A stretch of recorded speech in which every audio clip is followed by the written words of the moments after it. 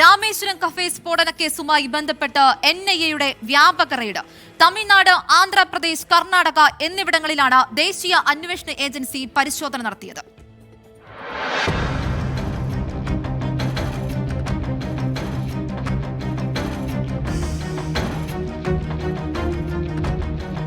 ബംഗളൂരുവിലെ രാമേശ്വരം കഫേ സ്ഫോടന കേസുമായി ബന്ധപ്പെട്ട് ഇതുവരെ 2 പേരെയാണ് NIA അറസ്റ്റ് ചെയ്തത്.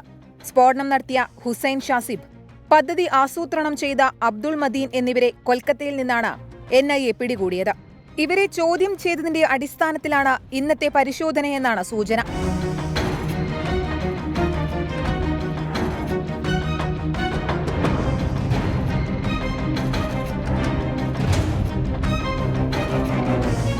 കോയമ്പത്തൂരിലെ സായിബാബ നഗറിലെ ഡോക്ടർമാരായ ജാഫർ ഇക്ബാൽ, നൈൻ സാദിഖ് എന്നിവരുടെ വീടുകളിലാണ് റെയ്ഡ് നടത്തിയത്.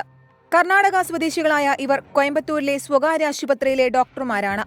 ആന്ധ്രാപ്രദേശ് അനന്ത്പൂർ ജില്ലയിലെ രായദുർഗത്തെ സുഹൈലിന്റെ വീട്ടിലും NIA റെയ്ഡ് നടത്തി. ഇയാളെ കസ്റ്റഡിയിലെടുത്തിട്ടുണ്ട്.